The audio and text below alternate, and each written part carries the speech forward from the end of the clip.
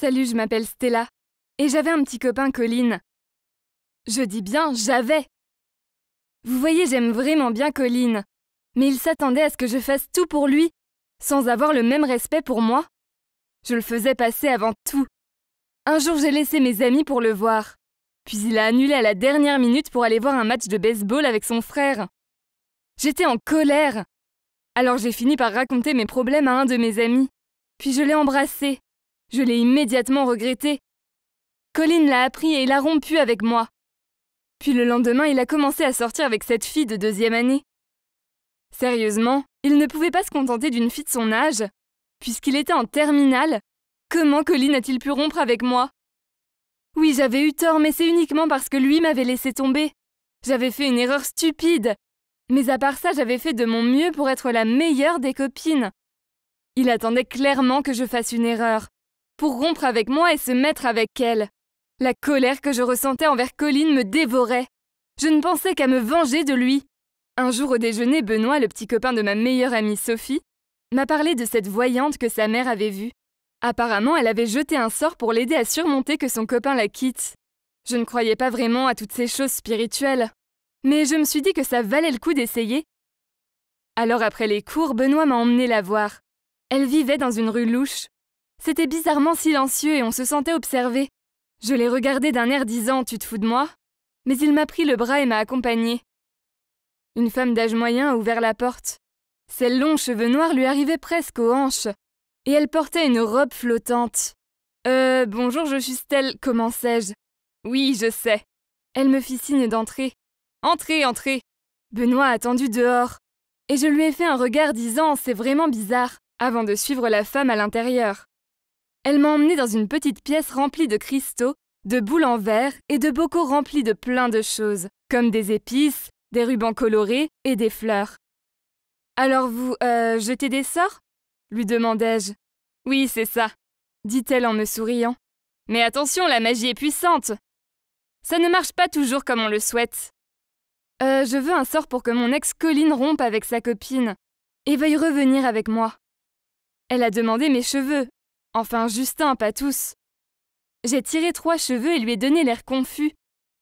Puis elle m'a demandé des affaires de Colin. J'ai secoué la tête avec hésitation.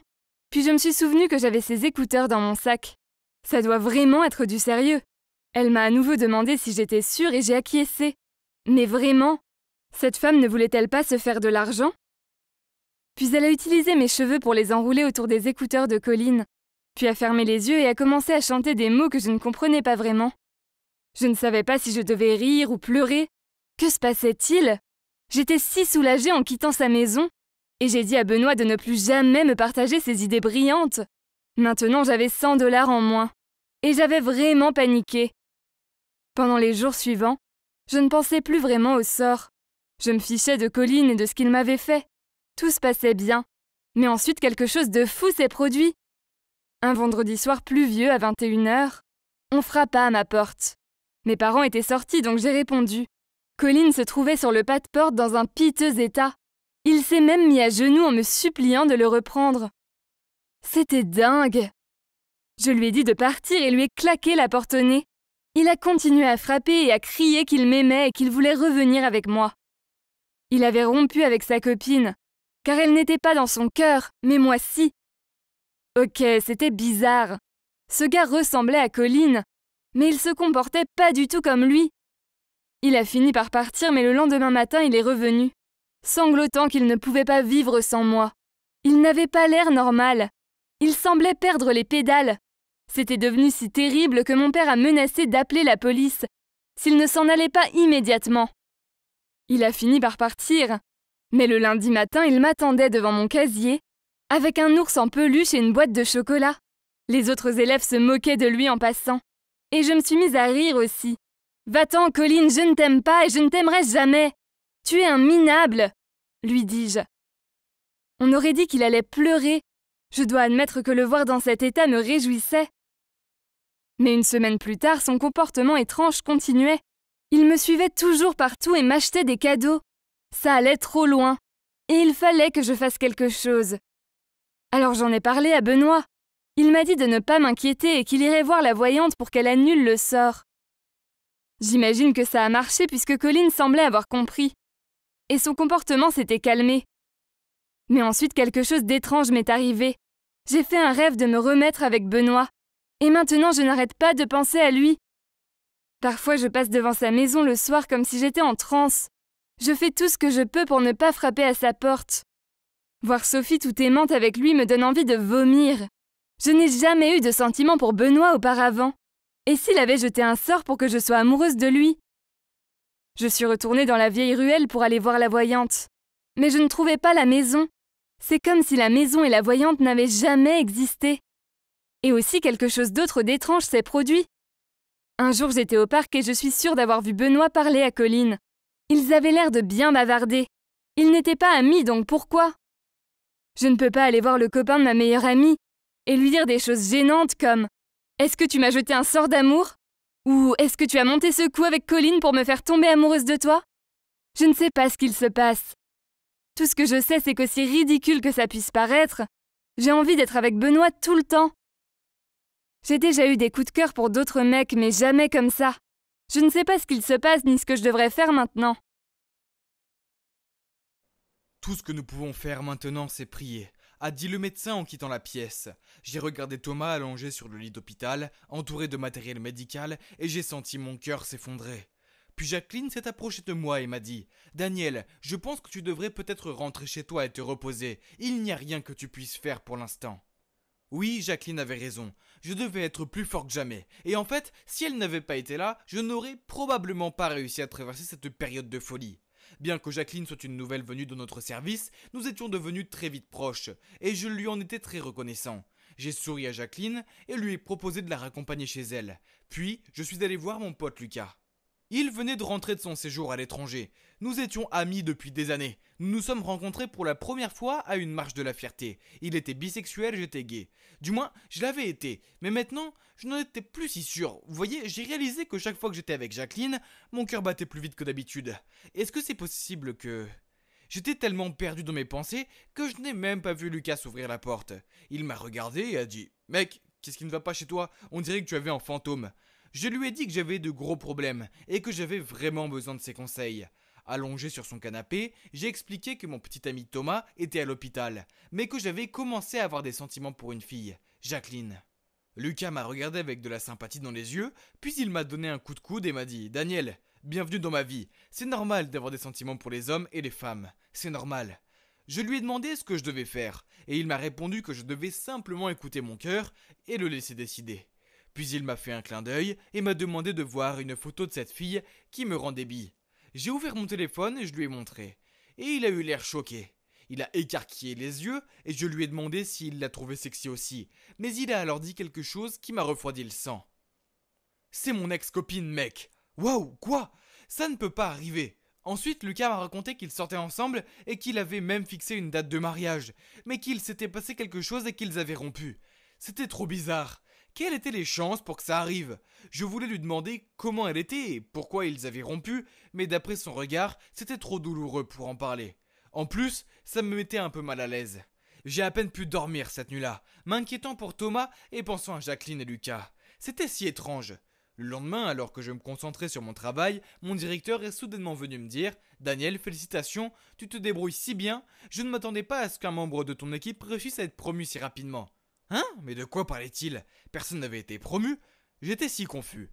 Il a remarqué mon air perplexe et a dit « Tu ne savais pas, Jacqueline a repris le rôle de Thomas, en tant que directrice. » Quoi? Comment c'est arrivé? Je l'ai regardé avec surprise et il a continué. La rumeur dit que Jacqueline est la fille du président. Il est donc normal qu'elle prenne la relève. Elle a clairement bien caché son identité, n'est-ce pas? Puis il a juste ri et est parti. Attendez, si Jacqueline était la fille du président, cela signifie qu'elle était liée à Thomas. Elle était la sœur de Thomas? Non? Mais ce n'est pas possible. Elle avait agi comme si elle ne le connaissait pas à l'hôpital ce jour-là. J'ai rapidement couru pour la trouver et lui dire « Hey Jacqueline, pourquoi tu ne m'as pas dit que tu étais la sœur de Thomas? Tu sais que ton frère et moi sommes amoureux, pourquoi tu me l'as caché ?» Jacqueline soupire et répond « En fait, je ne voulais pas te le cacher. Mais mes parents m'ont envoyé pour aider Thomas à diriger l'entreprise. Je n'ai aucune expérience et je voulais que tout le monde me traite comme une nouvelle recrue et que je puisse apprendre. C'est pourquoi j'ai caché mon identité. Je suis vraiment désolé. Je suppose qu'elle a fait la bonne chose. Comme j'avais entendu beaucoup de ragots dans mon dos quand j'ai commencé à sortir avec Thomas, alors j'ai sympathisé avec elle. Mais maintenant, tout avait un sens. La raison pour laquelle j'avais le béguin pour Jacqueline, c'est qu'elle ressemblait tellement à Thomas.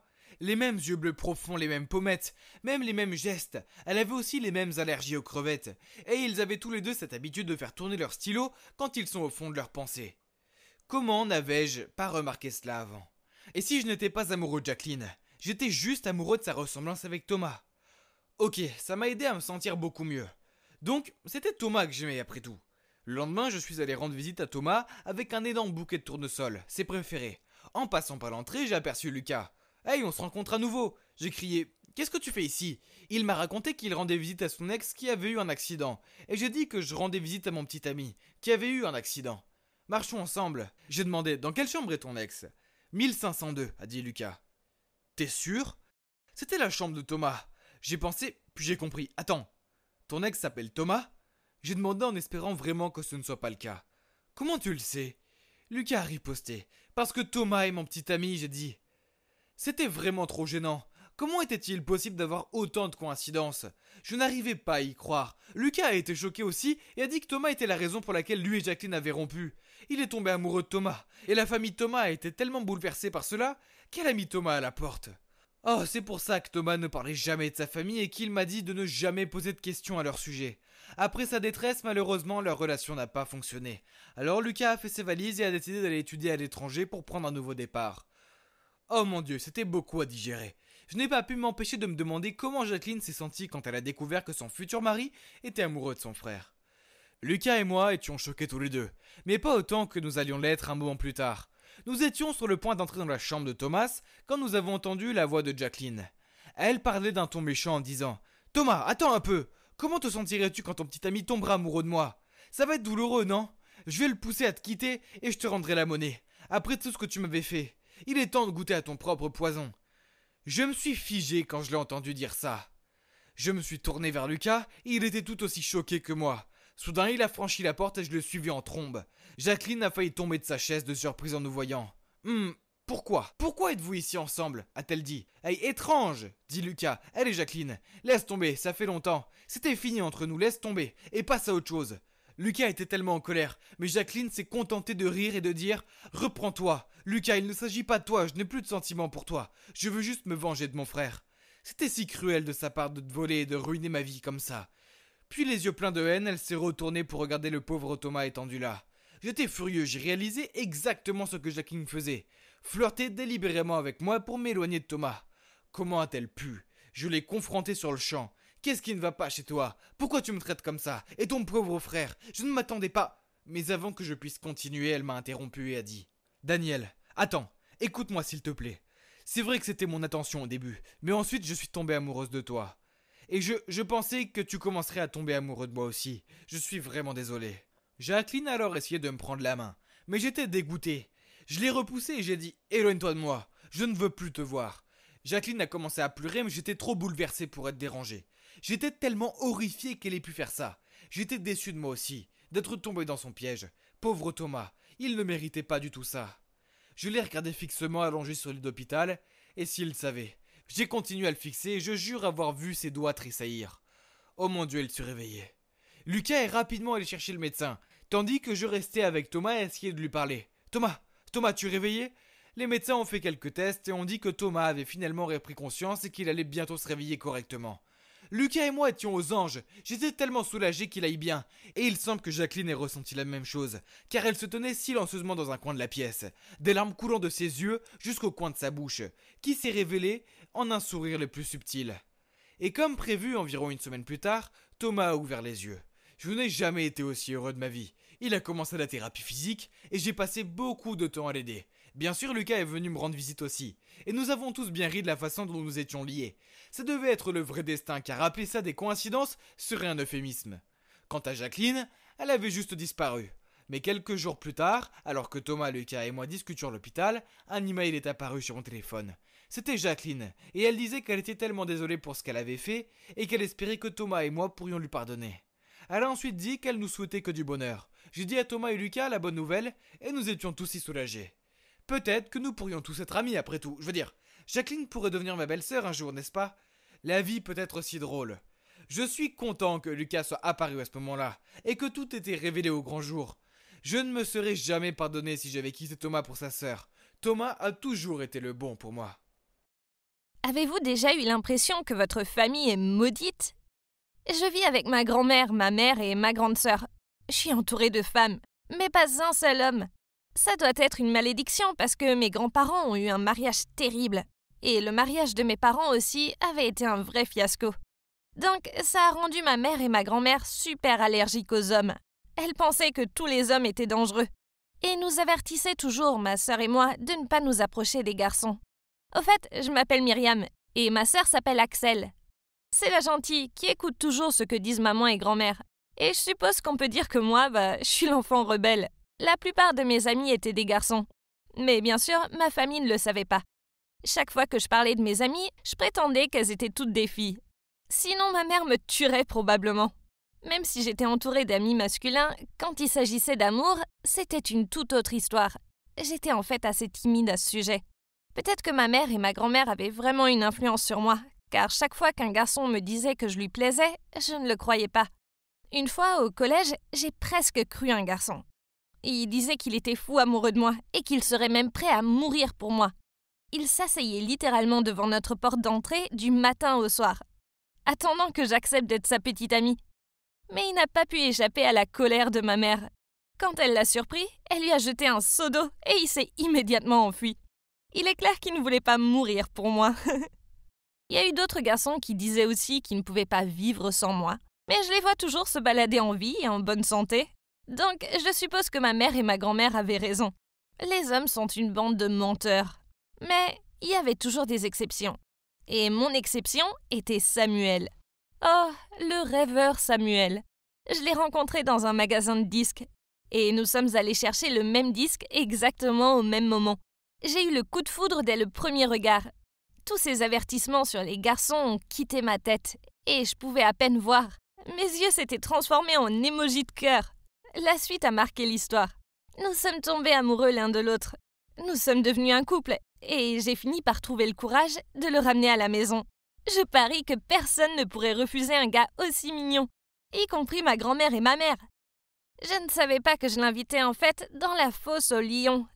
Dès qu'il est entré dans notre maison, il a fait un câlin à ma grand-mère et il a dit « Vous devez être la mère de Myriam, je vois d'où elle tient sa beauté. » Puis il s'est tourné vers ma mère et a dit « Salut Axel, t'es encore plus jolie que sur les photos. » Mais c'est alors qu'Axel est apparu. Et Samuel a réalisé qu'il n'avait pas prévu que j'aurais une grand-mère et une mère aussi jeunes et aussi belles. Ma mère et ma grand-mère ont essayé de cacher leur amusement. Et Samuel m'a fait un clin d'œil. Oh là là, il était rusé. Au milieu du dîner, quand Samuel est allé aux toilettes, j'ai remarqué que ma mère et ma grand-mère se souriaient l'une à l'autre. Elles préparaient quelque chose. Et si elles avaient mis quelque chose dans la nourriture? Je ne leur faisais pas confiance. Alors je leur ai demandé ce qui se passait. Mais elles m'ont souri gentiment et m'ont dit « Rien, ma chérie ». J'ai pris une bouchée de sa purée de pommes de terre et c'était tellement salé. Je leur ai demandé pourquoi elles avaient fait ça. Et ma grand-mère a répondu « Nous voulons juste voir s'il est un menteur comme tous les autres hommes, chérie. Voyons s'il choisira d'être un homme poli ou honnête. » Quand Samuel est revenu, ma grand-mère lui a demandé s'il aimait sa cuisine. Et il a répondu « C'est délicieux, merci. Ça me plaît que tu ne te prives pas de sel. Ça fait vraiment ressortir les saveurs naturelles de la pomme de terre. » Ha! Ça c'est mon mec. Bien joué, Samuel. Ma grand-mère et ma mère n'ont pas arrêté leur farce pour autant. Elles étaient déterminées à ridiculiser Samuel. Ma mère lui a demandé de l'aider à prendre le dessert dans le frigo. Et elle a mis une fausse araignée en plastique sur le gâteau. Elle voulait manifestement lui faire peur. Mais il n'est pas tombé dans le panneau. Il l'a juste enlevé et l'a laissé sur la table. Et après le dîner, ma grand-mère lui a demandé s'il voulait se joindre à elle pour fumer. Mais il a poliment refusé. Il était clair qu'il n'allait pas trouver ses faiblesses aussi facilement. Quand nous avons fini de dîner, Axel est monté dans sa chambre. Peu après, ma grand-mère et ma mère ont soudainement dit qu'elles avaient entendu quelqu'un appeler dehors. Alors elles se sont levées et sont sorties pour vérifier.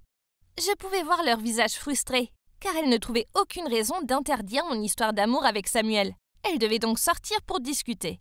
J'ai dit à Samuel d'attendre dans la cuisine pendant que j'allais les espionner. Mais dès que je suis entrée dans le couloir, toutes les lumières se sont soudainement éteintes.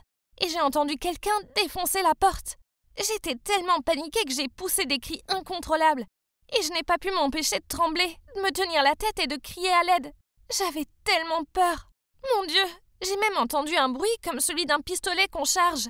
Étions-nous sur le point d'être cambriolés? Je suis restée là, figée sur place. J'étais terrifiée. Mais ensuite, j'ai senti une main sur mon épaule et j'allais mourir de peur. Mais heureusement, ce n'était que Samuel. Il m'a approché de lui tout en tenant quelque chose comme un bougeoir.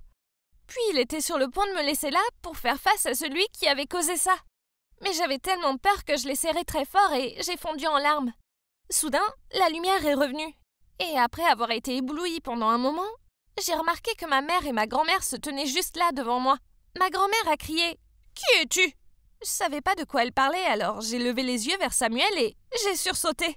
Oh, c'était pas Samuel, c'était un inconnu. J'ai couru vers ma mère et j'ai dit « C'est un voleur, il a une arme !» Ma grand-mère a rigolé et a dit « Il n'y a pas de voleur, idiote. C'était juste un test pour ton petit ami. On voulait voir s'il était courageux. » Puis ma grand-mère a regardé vers la cuisine et Samuel était là, replié sous la table. Vraiment ? Comment maman et grand-mère voulaient-elles qu'il réagisse dans une situation aussi dangereuse? Bref, c'était tellement gênant de le voir comme ça. Mais attendez, qui était cet inconnu? Soudain, il a parlé et a dit « En fait, je suis Baptiste, le petit ami d'Axel. » Ma mère et ma grand-mère ont été choquées. Ma mère a crié à l'étage « Axel, descends tout de suite !» Eh bien, c'était gênant. Il s'est avéré que Baptiste et Axel sortaient secrètement ensemble depuis plus d'1 an. Il avait même une échelle de corde qu'il utilisait pour monter dans sa chambre chaque week-end. Je n'arrivais pas à le croire. J'ai lancé un regard vers Axel. Tout ce temps, j'ai cru que cette jeune fille était innocente et qu'elle lisait dans sa chambre, alors qu'en fait, elle faisait semblant de croire à tout ce que maman et grand-mère disaient et qu'elle se faufilait avec un petit ami derrière notre dos. Bien qu'on ne puisse pas nier que Baptiste était un bon gars. Dès que les lumières s'étaient éteintes, il avait caché Axel dans un coin et était descendu pour enquêter et s'occuper de moi, sans se soucier du danger. Pauvre Samuel, il n'avait pas réussi ce test-là. Mais je ne pouvais pas lui en vouloir. Quant à ma mère et ma grand-mère, elles étaient tellement choquées qu'elles ne pouvaient même pas parler. Axel leur a demandé d'accepter Baptiste et de leur donner la permission officielle de sortir ensemble. Mais ma mère et ma grand-mère l'ont simplement ignoré et sont allées dans leur chambre. Après ça, Baptiste était souvent là. Mais ma mère et ma grand-mère l'ont traité de la même façon qu'elle l'avait fait avec Samuel, en n'arrêtant pas de le tester. Un soir, elles ont même fait un test pour voir s'il était intelligent. Et elles ont même envoyé de faux messages sur le téléphone de Axel en prétendant être un autre gars pour voir s'il serait jaloux. Mais il n'est pas tombé dans le panneau. Axel et lui formaient un couple solide. Pauvre Baptiste et Samuel, ils n'avaient pas de répit. Ma mère et ma grand-mère disaient constamment que Samuel était un lâche et que Baptiste était sournois. Et elles étaient si grossières avec eux. J'ai réalisé qu'aucun homme ne pourrait jamais les satisfaire. Leur passé les hantait toujours et leurs préjugés étaient si extrêmes. Mais peu importe à quel point elles détestaient nos petits amis, Axel et moi n'allions pas abandonner. L'anniversaire de ma grand-mère est arrivé. Et Axel et moi avions dit que nous avions un gros cadeau pour elle. La réponse de grand-mère a été « Les filles, le seul cadeau que je veux maintenant, c'est que vous larguiez toutes les deux vos petits amis. C'est la seule chose qui me rendra heureuse. » Axel a souri et a dit « Bien sûr, grand-mère, tout ce que tu veux. » Puis elle a sorti un test de grossesse et a dit « Mais grand-mère, je vais avoir un bébé avec Baptiste, mais si ça peut te faire plaisir, je romprai avec lui et j'élèverai le bébé toute seule, comme tu as élevé maman et comme maman a élevé Myriam et moi. » Ma mère et ma grand-mère semblaient sur le point de s'évanouir. Et avant qu'elles ne puissent en dire plus, j'ai continué. « Samuel et moi aussi allons rompre, même si je veux que vous sachiez à quel point je l'aime. Si tu préfères que je sois seule pour le reste de ma vie, je le ferai. Parce que, comme tu le dis toujours, les hommes sont du poison. En fait, j'ai décidé d'entrer au couvent. Je quitte l'école et je pars pour le monastère la semaine prochaine. » À ce moment-là, ma mère a fondu en larmes et m'a pris la main en disant « Bébé, non, ne choisis pas un chemin si solitaire, reste avec nous. » Ma grand-mère pleurait aussi et prenait Axel dans ses bras en disant « Chérie, ne sois pas stupide. Ton bébé ne peut pas grandir sans père. Baptiste est un type formidable. Ne m'écoute pas, il est génial. Je suis tellement désolée. » Donc voilà, Axel et moi sommes toujours avec Baptiste et Samuel. Et nous ne pourrions pas être plus heureuses. Maman et grand-mère ont fini par les accepter. Et j'ose le dire, elles sont même gentilles avec eux maintenant. Il y a juste un petit problème. Comment Axel va-t-elle expliquer le fait que son ventre ne grossit pas? Wink wink. On dirait que ma mère et ma grand-mère ne sont pas les seules à savoir tester les gens. Ça doit être dans nos veines. Souhaitez-nous bonne chance. Hey, je m'appelle Martine, j'ai 17 ans et tout le monde me considère comme un aimant à filles. Je n'y peux rien, je suis tout simplement irrésistible pour les dames. C'est quelque chose dont je suis fier. Je veux dire, être capable de séduire n'importe quelle fille que j'aime, c'est un accomplissement, n'est-ce pas? Je ne blâme pas les filles. Je me trouve irrésistible aussi. Je suis beau, riche et je peux charmer les oiseaux dans les arbres. Si je pouvais sortir avec moi-même, je le ferais. Oui, j'aime flirter avec les jolies filles, mais je suis célibataire depuis un moment maintenant. Par choix. C'est simple, les filles sont trop compliquées. Elles commencent par être gentilles et innocentes, mais quelques mois plus tard, elles se transforment en psychopathes possessives, vérifiant mon téléphone, m'accusant de les tromper et boudant quand je passe du temps avec mes amis au lieu de regarder une comédie romantique débile avec elles. Je crois que lorsqu'une relation tourne à ce point au vinaigre, il n'y a qu'un moyen de la sauver. Cependant, ma dernière ex, Zoé, était presque impossible à quitter. Quand je lui ai dit que je ne voulais plus être avec elle, elle est devenue folle. Après 355 appels manqués et 1026 messages sans réponse, elle ne semblait pas comprendre le message. De plus, elle a lancé une rumeur à l'école selon laquelle je l'avais mise enceinte et que je l'ai abandonnée. Elle et mon enfant à naître. Une après-midi passée à expliquer au directeur que Zoé mentait n'était pas une partie de plaisir pour moi. Zoé avait besoin d'être arrêtée, alors j'ai demandé de l'aide à mon meilleur ami Lucas. Oh, je ne vous ai pas parlé de Lucas. Ce n'est pas seulement un ami, c'est mon acolyte. Chaque fois que j'ai besoin de lui, il est venu sans poser de questions et a fait tout ce que je lui ai demandé. Lucas est un gars timide et un peu loufoque. C'est peut-être pour ça qu'il aime être ami avec un garçon rusé comme moi. À cette occasion, je lui ai passé une tenue de flic et lui ai dit de demander d'aller chez Zoé. Je me suis caché derrière la clôture et je regardais quand elle lui a ouvert la porte. Elle ne l'a pas reconnu. Au contraire, elle a complètement paniqué quand il lui a dit que si elle continuait à me calomnier, elle devrait l'accompagner au poste. Elle a fondu en larmes et a promis qu'elle ne mentirait plus jamais. Puis un jour, Lucas est venu me voir et m'a dit qu'il avait besoin de mon aide. Bien sûr, mon pote, tout ce que tu veux. Il a dit qu'il avait le béguin pour cette fille, mais qu'il ne savait pas quoi faire pour obtenir ces infos. Oh, mon garçon est amoureux. Facile. Laisse-moi faire. Le lendemain, nous sommes allés au centre commercial et il m'a montré cette fille. Il s'est avéré qu'elle est mignonne et qu'elle travaille dans un magasin de vêtements. Les vacances d'été venaient de commencer. J'étais donc le plan parfait pour aider mon frangin à séduire cette fille. Je lui ai dit de postuler pour un emploi à temps partiel là-bas, mais il a immédiatement refusé disant qu'il était beaucoup trop nerveux pour le faire. Le lendemain, je suis donc allé au magasin, j'ai montré mon CV au patron et j'ai demandé un emploi, mais il a dit qu'il n'y avait pas de poste vacant. Soudain, un type qui travaillait là est venu nous voir et a démissionné. Bingo, j'ai eu le boulot. Oui, j'ai dû payer à ce type 2 mois de salaire en échange de sa démission. Mais bon, tout ça pour mon frangin. L'argent, ce n'est pas ce qui me manquait. Bref, premier pas fait. Donc j'ai commencé le travail et toutes les filles qui travaillaient là-bas ont immédiatement afflué autour de moi. Comme je l'ai déjà dit, je suis un aimant à filles. Enfin, toutes sauf la fille que Lucas aime. Elle n'avait pas l'air de s'y intéresser. J'ai quand même découvert son prénom. C'était Alice. Les jours suivants, j'ai passé beaucoup de temps à essayer de parler à Alice pour apprendre à la connaître. Mais elle continuait à m'ignorer. Je savais que je devais améliorer mon jeu. Alors, quand j'ai appris qu'elle faisait des heures supplémentaires, j'ai saisi ma chance. Quand je rangeais des choses dans l'entrepôt, j'ai fait exprès de laisser tomber une boîte sur la tête de mon patron quand il est passé. Ne vous inquiétez pas, ce n'était pas lourd. Il n'était pas très content et m'a fait faire des heures supplémentaires. Bingo. Super. Il n'y avait que moi et Alice seuls dans le magasin. Elle avait l'air épuisée alors je lui ai passé de l'eau et lui ai dit « Tu es fatigué, rentre chez toi, je peux te remplacer. » Elle a regardé le verre d'eau et a souri. « Je vais bien, tu n'es pas fatigué de me courir après et de n'arriver à rien? Je sais quel genre de garçon tu es. » Puis elle s'est levée pour continuer à travailler et m'a complètement ignoré. Une fois de plus, j'ai échoué. Il est temps de passer au plan B. J'ai convaincu Lucas de faire semblant d'être célèbre et de venir au magasin. Je lui ai dit de payer des filles pour qu'elles lui demandent des autographes et des photos quand il entrerait. Le plan était qu'il demande conseil à Alice, qu'elle soit intéressée et qu'elle craque pour lui. Un plan parfait, hein. Ouais, ça ne s'est pas si bien passé. Il s'est pointé en ressemblant à une sorte de clown. Je lui ai dit de s'habiller de manière vive, mais je ne voulais pas dire qu'il devait s'habiller comme s'il avait volé un arc-en-ciel. Aucune des filles qu'il avait payées pour l'embêter n'est venue. Alors il est resté là, maladroit, et Alice n'avait pas l'air très impressionnée. Ce gars est stupide. Est-ce que je devais vraiment tout faire pour lui? Alors j'ai trouvé le plan C.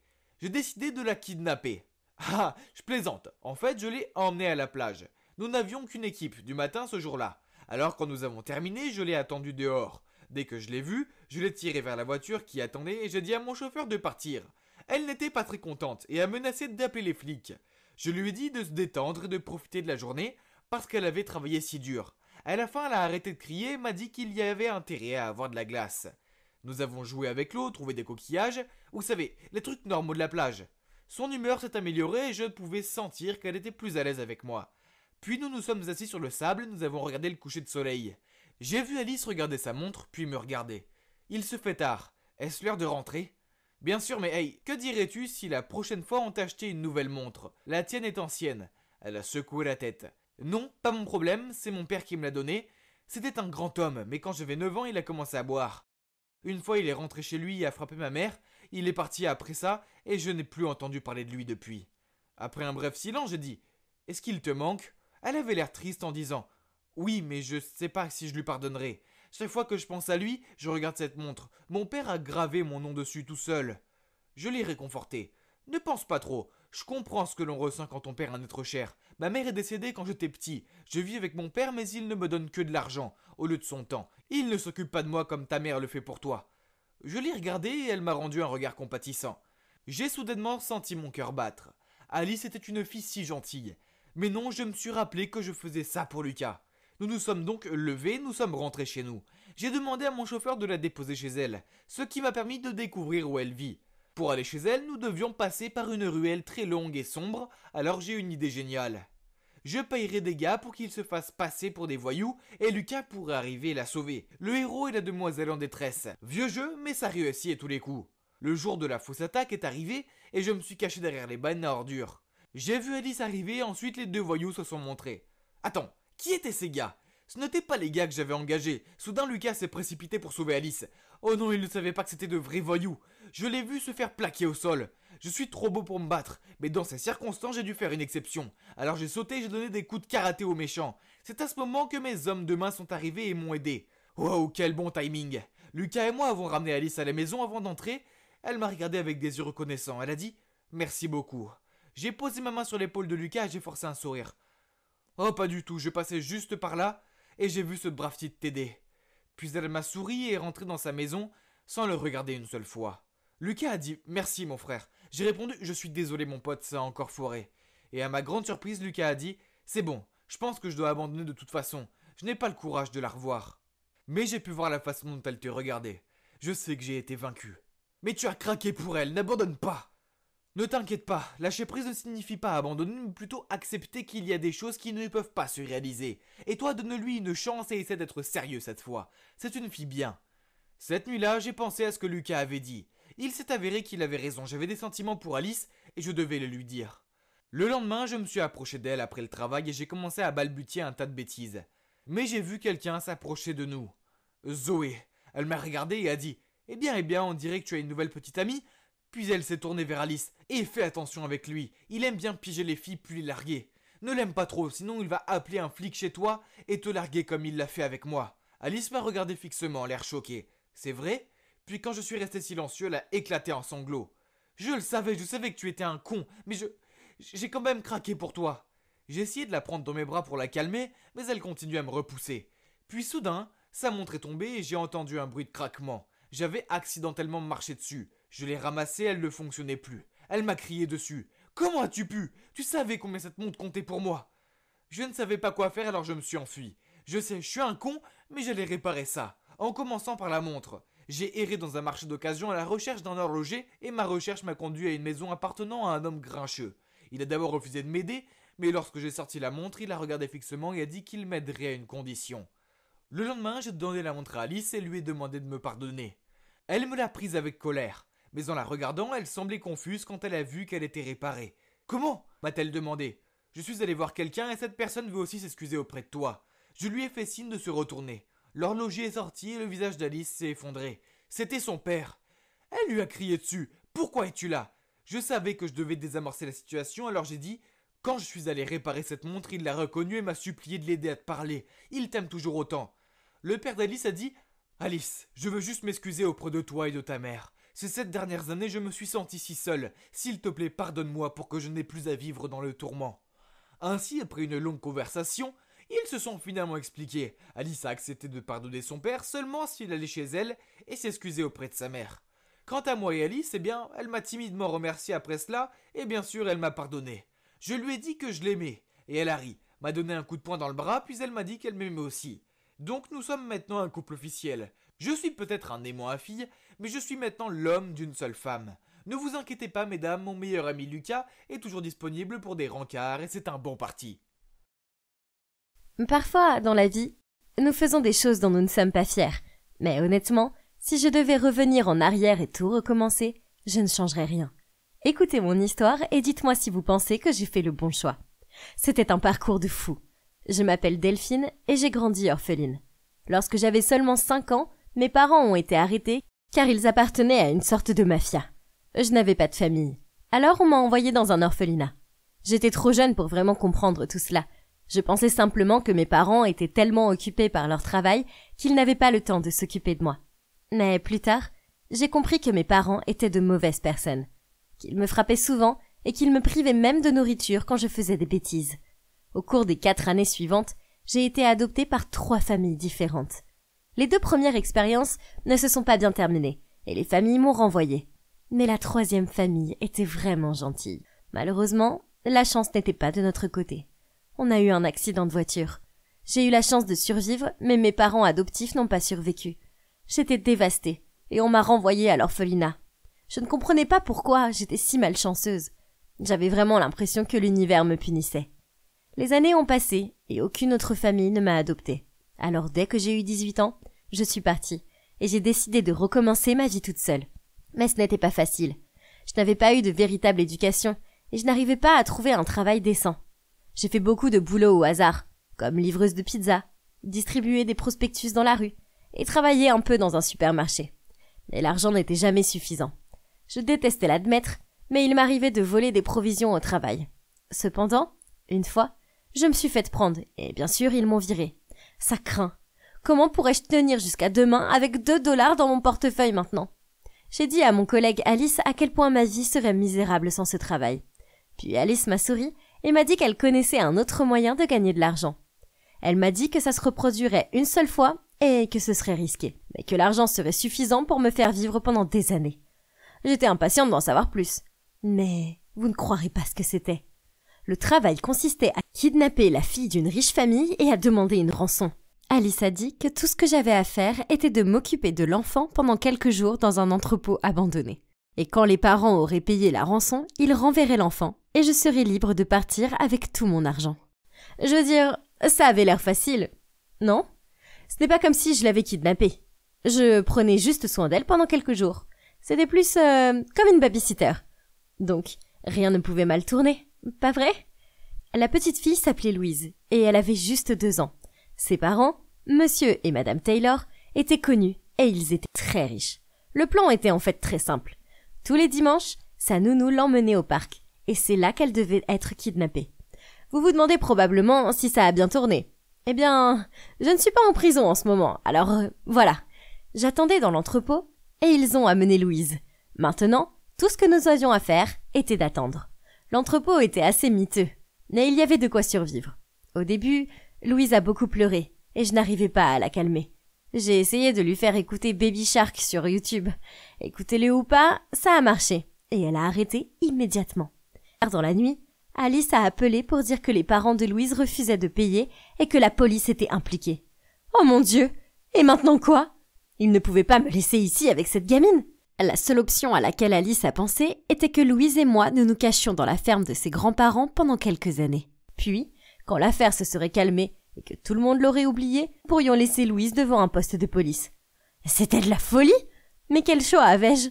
Le visage de Louise figurait maintenant sur tous les journaux et les pages web, sans parler du fait que je ne savais rien de l'éducation d'un enfant. Quel désastre! Mais hé, au moins j'aurais pu déménager dans une ferme. Donc, le lendemain matin, le cousin d'Alice, qui transporte les légumes de la ferme à la ville, est venu nous chercher et nous a conduits en toute sécurité à la ferme. C'était parfait, parce que les grands-parents d'Alice n'avaient pas de télévision ni d'internet. Donc, ils ne savaient rien de l'enfant disparu. Alice leur a dit que j'étais une mère célibataire et que je n'avais nulle part où vivre. Alors, ils nous ont chaleureusement accueillis et ont dit qu'en échange, je pourrais les aider à la ferme. Ces premières semaines ont été une torture. Louise était si méchante. Chaque fois que je lui donnais à manger, elle jetait sa nourriture autour d'elle. Et une fois, elle a jeté un bol de soupe chaude sur ma tête. Après ça, j'ai été tentée de la laisser crever de faim. Je ne pouvais pas la supporter. Pour être honnête, je la détestais. Je regrettais tellement de m'être impliquée dans cette histoire à chaque fois que je voyais son visage. Mais un soir, elle était allongée sur le lit à côté de moi et j'étais impressionnée. Je suis allée la réveiller pour la descendre pour la dîner et elle était brûlante. J'ai commencé à paniquer. J'ai cherché un thermomètre et sa température était de 39 degrés. Je devais faire baisser sa fièvre. J'ai demandé aux grands-parents d'Alice de m'aider à acheter des médicaments pour elle. Je paniquais sérieusement, car elle tremblait maintenant. Je l'ai prise dans mes bras et j'ai réalisé que j'allais protéger cette petite fille, quoi qu'il arrive. Elle avait l'air si innocente et j'ai senti mon cœur s'ouvrir à elle. Nous avons dû nous endormir, car je me suis soudainement réveillée 1 heure plus tard, et j'ai été soulagée de voir que sa température était redevenue à la normale. Après cela, je me suis sentie plus proche de Louise. Et honnêtement, elle était plutôt mignonne. Bientôt, je cousais ses petites robes et je cuisinais ses plats préférés. Nous avions en fait beaucoup de choses en commun. On aimait toutes les deux les macaronis au fromage. On détestait les carottes et on était accros au chocolat. Très vite, 1 année s'est écoulée. Et Louise a commencé à parler. Et puis, elle a commencé à chanter. Et oh les gars, elle est la chose la plus adorable qui soit. Et puis un jour, elle s'est tournée vers moi et m'a dit « Maman !» J'ai presque pleuré, je me sentais si heureuse. Mais ce n'était pas bien. Je devais la rendre à ses parents. Elle ne méritait pas de vivre une vie loin d'eux, comme j'ai dû la vivre moi loin des miens. Alors, j'ai fait quelque chose de fou. J'ai vu que les parents de Louise cherchaient une femme de ménage à temps partiel. Alors j'ai utilisé un faux nom et j'ai postulé pour le job. Je voulais savoir si c'était sûr de rendre Louise sans me faire prendre. Mais il a été immédiatement clair que quelque chose n'allait pas. C'était comme si elle ne leur manquait pas. Je veux dire, imaginez si votre enfant avait été kidnappé. Vous pleureriez sûrement beaucoup, non? Cette famille était différente. Tout ce qu'ils semblaient faire était de travailler. C'était si facile de se faufiler dans leur maison. Ils partaient au travail à 9h tous les matins et ne revenaient qu'à 19h. La chose dont je devais me méfier était Madame Roberts, la gouvernante. Un jour, je cherchais la chambre de Louise pour voir si je pouvais prendre certains de ses jouets. Mais je ne la trouvais nulle part. Il n'y avait pas une seule pièce qui ressemblait à celle d'un enfant de 2 ans. Avait-il vraiment déjà rangé sa chambre? Ou ils ont juste abandonné tout espoir? Alors, j'ai décidé de fouiller le sous-sol et, pote, j'ai trouvé une boîte pleine de jouets. Mais ce n'était pas la seule chose qui s'y trouvait. Il y avait aussi une photo froissée. Curieux, je l'ai dépliée et j'ai vu une petite fille sur la photo. J'ai gelé. Cette petite fille n'était pas Louise. Elle avait environ 5 ans et me semblait familière. C'était comme si je l'avais déjà vue auparavant. Est-ce possible? Est-ce que c'est moi? Mais pourquoi les parents de Louise avaient-ils une photo de moi? Soudain, Madame Roberts est apparue et a dit « Qu'est-ce que vous faites ici? Je savais qu'il y avait quelque chose de louche chez vous. Je vais appeler Madame Taylor. » Elle a rapidement pris son téléphone et était sur le point de composer son numéro. Je le lui ai pris, mais cette vieille dame était forte. Nous nous sommes battus pour son téléphone. Puis elle m'a lâché. Elle a eu un air choqué et m'a pointé du doigt d'une voix tremblante. Elle a dit « Tu es Delphine, n'est-ce pas ?» J'étais stupéfaite. Comment connaissait-elle mon vrai nom? Oh mon Dieu, elle devait savoir que j'avais kidnappé Louise. J'étais probablement sur le point d'aller en prison. Mais elle a continué à parler, et j'ai cru que j'allais m'évanouir. Les parents de Louise étaient aussi mes parents biologiques, ce qui faisait de Louise ma sœur. Madame Roberts m'avait reconnue parce qu'elle avait vu la cicatrice sur mon bras, qu'elle disait que j'avais eue en tombant d'un arbre. Elle travaillait pour ma famille avant même ma naissance. Mais ensuite, elle a dit quelque chose qui m'a choquée encore plus. « Ne reviens pas dans cette famille, Delphine. S'il te plaît, c'est pour ton propre bien. Si tu restes, tu seras en danger, comme la pauvre petite Louise. Il ne se souciait pas du tout d'elle. Il la laissait souvent mourir de faim. Et puis elle a été kidnappée. Ils n'ont même pas pris la peine de la chercher. Ils sont cruels et sans cœur, et tout ce qui les intéresse, c'est de faire de l'argent. Avoir un enfant pour eux n'était qu'une partie de la couverture pour leurs affaires illégales. J'espère vraiment que Louise est dans un endroit plus sûr maintenant. Tout est mieux que cette famille. Oh mon Dieu, c'était vraiment fou! Après toutes ces années, j'avais enfin retrouvé mes parents. Mais au fond de moi, je savais que Madame Roberts avait raison. Si Louise et moi revenions, nos vies seraient un enfer. Avant de quitter la pièce, j'ai posé une dernière question à Madame Roberts. Mes parents m'ont-ils cherché quand ils sont sortis de prison? Madame Roberts a secoué la tête avec tristesse. Mais soyons honnêtes, je connaissais la réponse avant même de la poser. Alors, je suis retournée à la ferme et j'ai continué à m'occuper de Louise. Maintenant que je savais qu'elle était ma sœur, je l'aimais encore plus. Je me suis promis de lui donner la vie qu'elle méritait. Cela fait 10 ans maintenant, et on s'en sort très bien. Nos parents ont un peu cherché Louise, mais seulement pendant un mois. Puis, ils ont abandonné. Madame Roberts avait raison. Ils ne se souciaient pas de Louise, ni de moi d'ailleurs. Quand on s'est senti en sécurité, Louise et moi avons déménagé au Canada. J'ai commencé à travailler dans différents endroits, et j'ai même pris quelques cours. Il s'avère que j'ai une passion pour les plantes, ce que je dois autant passer à la ferme. J'ai donc ouvert un petit magasin de plantes, et les affaires marchent très bien. Louise est ma motivation, et c'est grâce à elle que je travaille si dur et que je continue de me battre pour nos vies. Maintenant, nous sommes plus heureuses que nous ne l'avons jamais été. Quand Louise aura 18 ans, je lui dirai tout. Mais pour l'instant, je vais la laisser penser que nos parents ne sont pas de gens méchants et qu'ils sont juste occupés à travailler dans un autre pays. Alors, qu'est-ce que vous en pensez? Est-ce que vous êtes d'accord que j'ai fait le bon choix? Je pense que oui. Hey, je m'appelle Gabriel, j'ai 23 ans. Je viens de Hambourg et j'ai une question. Vous devez avoir entendu parler de la K-pop, n'est-ce pas? Alors y a-t-il des fans de K-pop parmi vous? Bien sûr que j'en suis un. Pour être plus précis, je suis un ARMY, un vrai stan de BTS. Oh, et pour ceux qui ne le savent pas, stan est un mot familier pour dire que vous êtes un grand fanatique du quelque chose. Quoi qu'il en soit, je peux dire fièrement que je suis obsédé par la K-pop. Et c'est tellement amusant, n'est-ce pas? Mais tout le monde ne comprend pas cela. En fait, voici mon histoire sur la façon dont les gens m'ont traité parce que je suis un fanboy. Et c'est devenu assez dramatique. Les gens pensent toujours que nous aimons la K-pop juste parce que les stars sont belles. Mais non, ce n'est pas seulement ça. Sérieusement, je parie que ceux qui détestent la K-pop ne lui ont même pas écouté proprement. Alors, vous qui détestez la K-pop, écoutez-moi et je vais commencer par remonter jusqu'au moment qui a changé ma vie, lorsque j'ai découvert la K-pop pour la première fois. Tout a commencé lorsque ma camarade de classe Rose regardait ce clip vidéo intitulé Dope pendant la récréation. J'ai été curieux et je l'ai rejoint. Et oh là là, je n'avais jamais vu quelque chose d'aussi impressionnant. Le tournage, la chorégraphie, c'était fantastique. Je n'arrivais pas à me sortir la chanson de la tête, et la vidéo était tellement amusante à regarder. Il n'avait pas besoin de filles sexy ni de super bagnoles pour la rendre accrocheuse. Ce n'est que du pur talent. Après cela, j'ai commencé à écouter davantage du K-pop, et je suis devenu un fan de plusieurs groupes, mais BTS est toujours mon unique véritable amour. Je les aime, et ça ne me dérangerait pas de les partager sur mon Instagram, qui m'aide aussi à me faire des amis parmi beaucoup d'autres ARMY du monde entier. Surtout des filles, mais aussi beaucoup de gars, et ils m'envoient souvent des messages pour me dire à quel point ils m'admirent pour être aussi ouverts qu'à mon amour pour la K-pop. Ils m'ont dit qu'ils aimeraient avoir le même courage que moi, car beaucoup d'entre eux se sont fait ridiculiser parce qu'ils aimaient les artistes masculins coréens. C'est ridicule, nous sommes en 2021, nous pouvons aimer qui nous voulons, et nous ne devrions pas avoir à taire nos passions. Cependant, je comprends parfaitement ce qu'ils ont ressenti, je suis passé par là et c'est dur.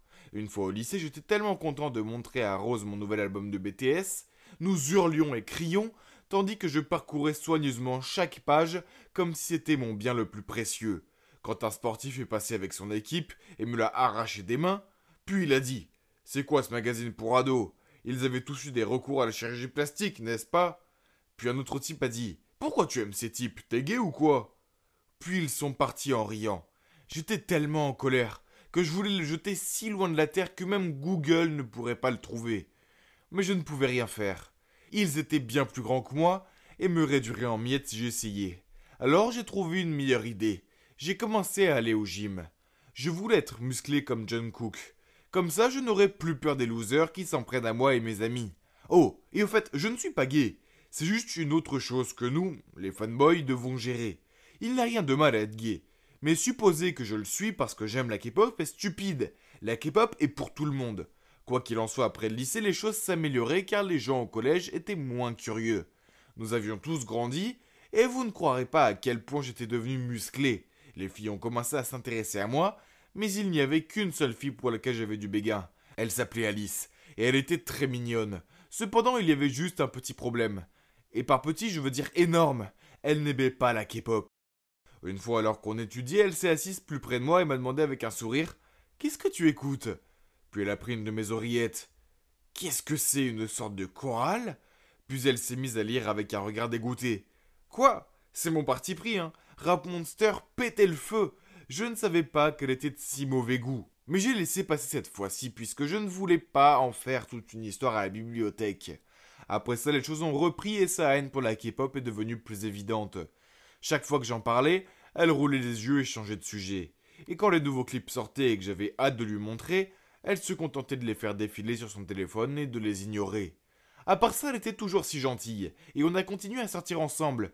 Mais nous n'aurions pas dû. Une fois nous traînions au centre commercial, c'était un jour assez spécial pour moi car c'était l'anniversaire des débuts de BTS. J'étais si content et j'avais même mis mon sac à bandoulière BTS avec un porte-clés Koya pour compléter le look. Je trouvais que j'avais l'air très cool, mais Alice a éclaté de rire quand elle m'a vu et m'a dit « Oh mon Dieu, tu as emprunté le sac à ta sœur ou quoi ?» J'ai essayé de lui expliquer et lui ai dit « Non, c'est le mien et c'est mon bébé Koya. » Mais elle m'a juste coupé et a roulé des yeux en disant que nous serions en retard pour le cinéma. Elle a un peu cassé mon ambiance, mais c'était la journée des BTS, alors je ne voulais pas que quelque chose le gâche. On faisait la queue pour acheter du popcorn quand j'ai senti quelqu'un me taper sur l'épaule. Excusez-moi, je n'ai pas pu m'empêcher de remarquer votre Koya. Êtes-vous peut-être un Army ? Et j'ai terminé sa phrase par un cri. On était tellement contents qu'on a parlé dans un charabia que seuls les Army pouvaient comprendre.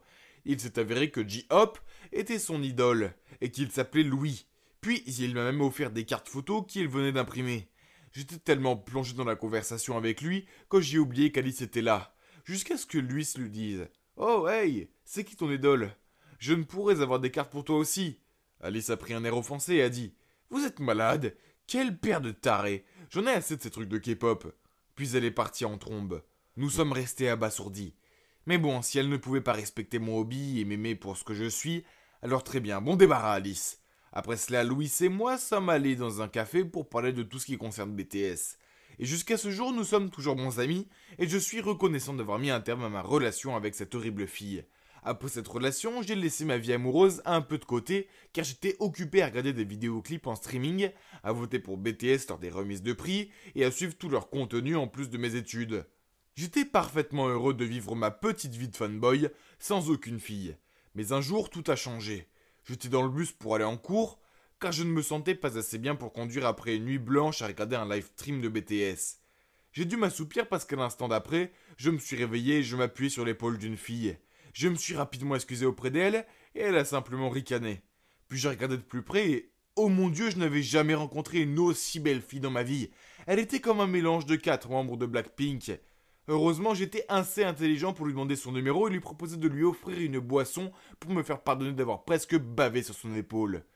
Après la classe, nous nous sommes rencontrés dans un Starbucks et nous avons immédiatement sympathisé. Son nom était Emma et elle était si intelligente et jolie. Je devais la séduire pour qu'elle devienne ma petite amie.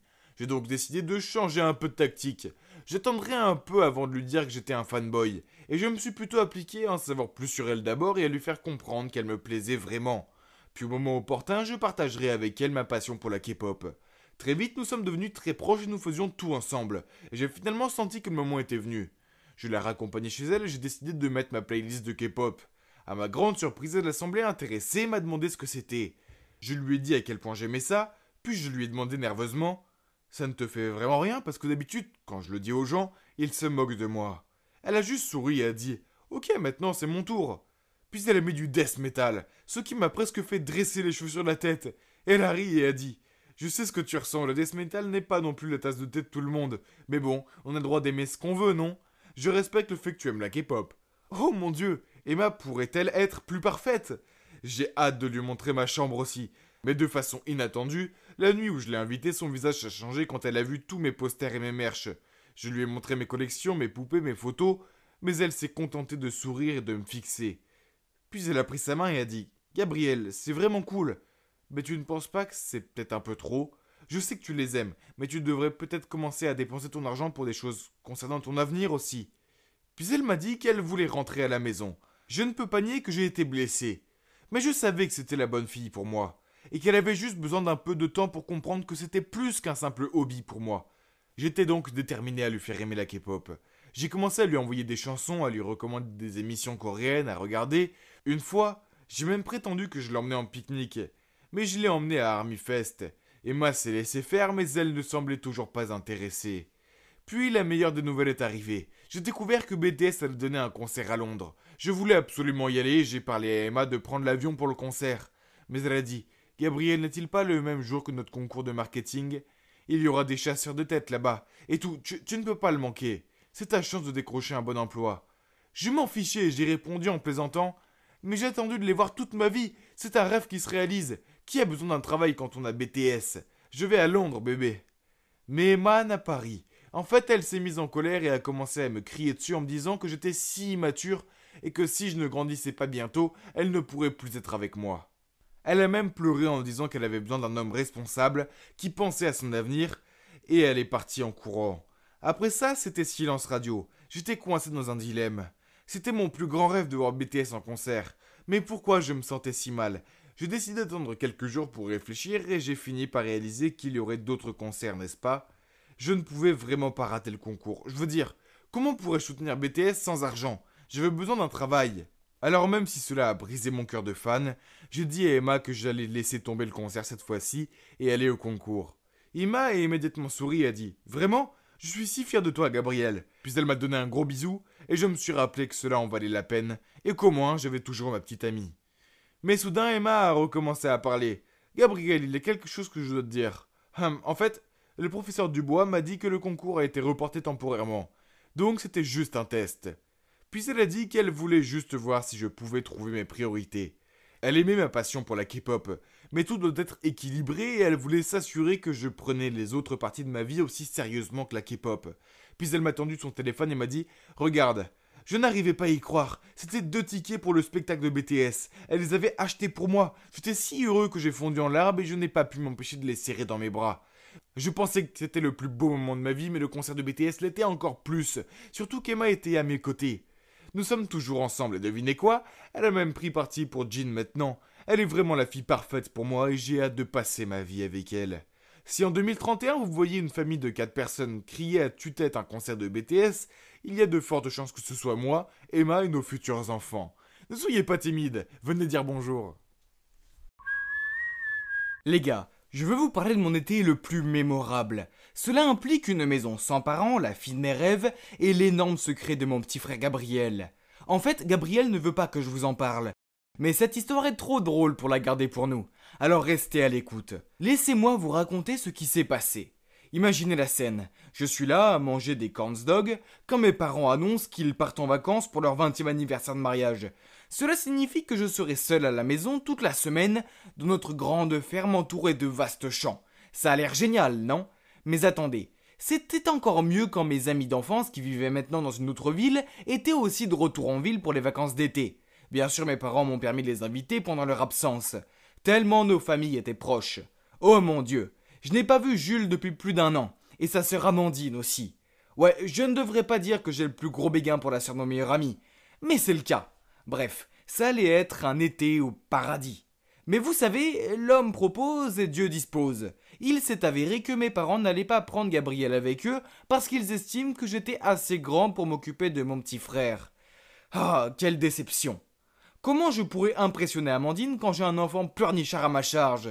Je devrais réfléchir rapidement.